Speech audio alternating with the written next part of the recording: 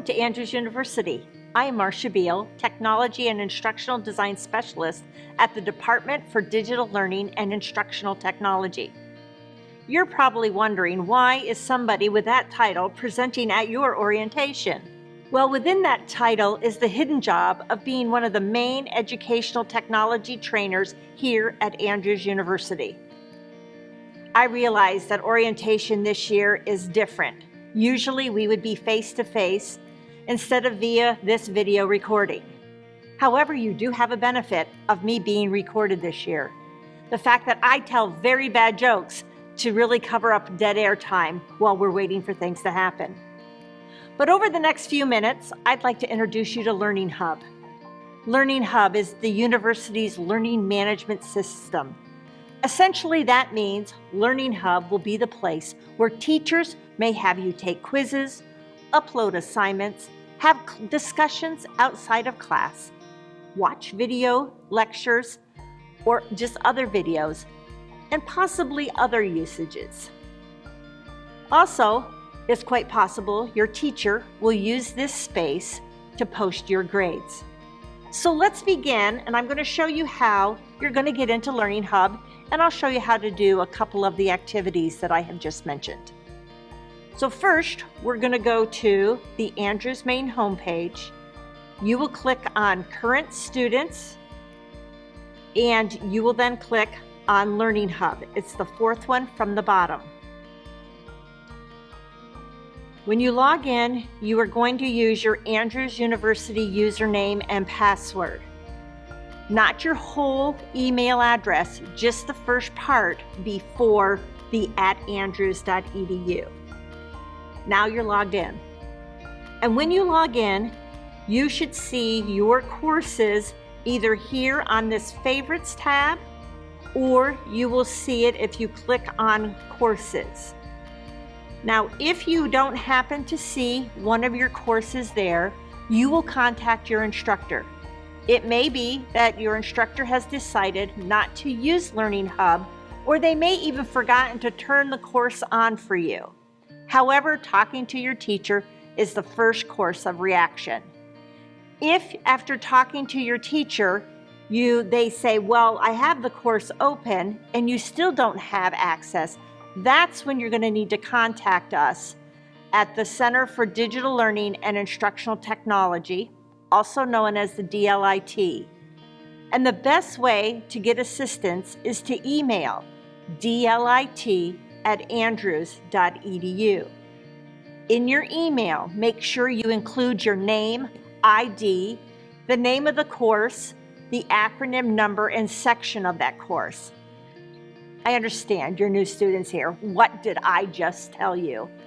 It will look something like this. My name is John Doe.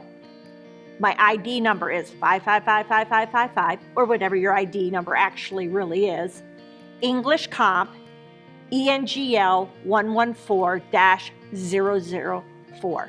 That's an example of what it should be when you are sending that email to DLIT. So once you have logged into the course and you have access to the materials and the assignments, you will then go and we're going to click on the name of the course, and we now have access to the materials that our teacher has available to you. Some courses are going to be filled with information, while other courses are just going to have little bits of information for you. But let's first kind of take a look at a couple of these activities. The icon that is shown here that's got this check mark, and I've got the name Test Quiz after it, is where you can go and take a quiz or exam. So all you would do is click on it, click Attempt Now, and you will then need to go and just answer the questions. When you are done taking the quiz, you will click Finish Attempt. You can either click Return to Attempt to re-look at all your answers, or you can just click Submit All and Finish. You will then need to click Submit All and Finish one more time.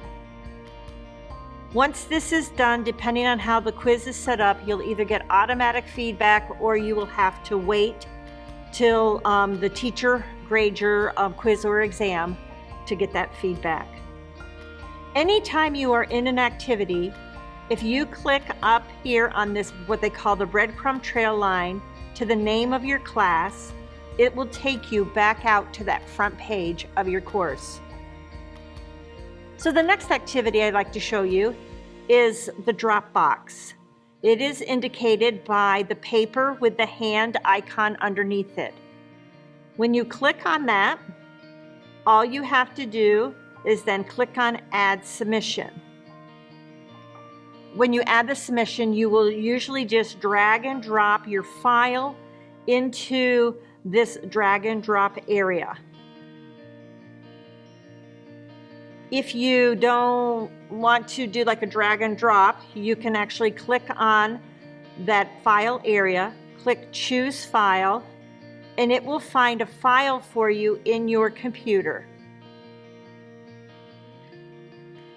So once you have found your file, you will just click on it, and it will show right here like Reading Report number 1, and you will click Upload this file. Once that file has uploaded, you will then scroll down and click Save Changes. At this point here, keep in mind your submission has not been submitted. Your teacher will not see this submission.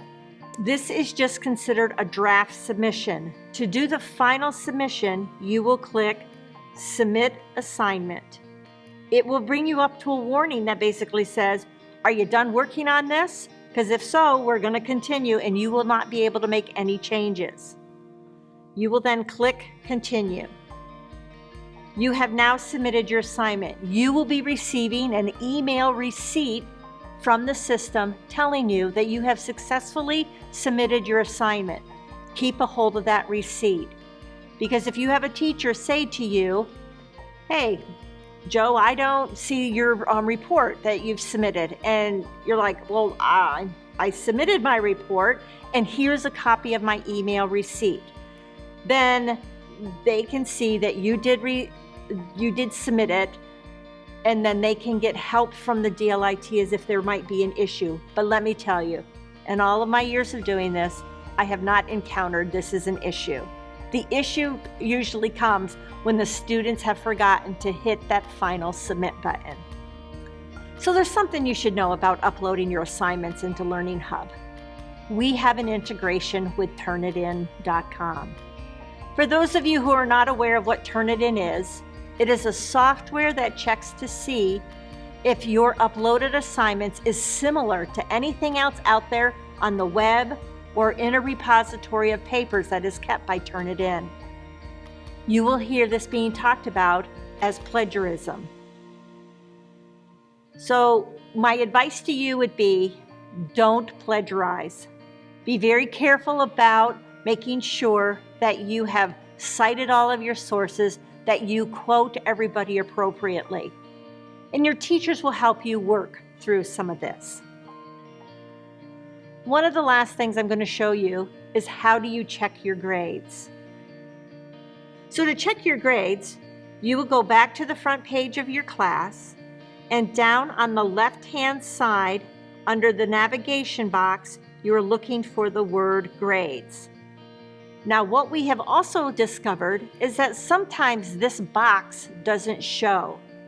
And if this box is not showing, none of the side navigation stuff is, you will want to check to make sure this yellow tab is clicked in the right position. So like if I click here on this yellow tab, it's going to remove everything on that left navigation bar.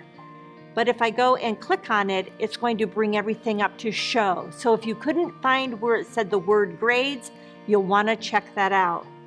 You will then click on where it says grades. So here are grades.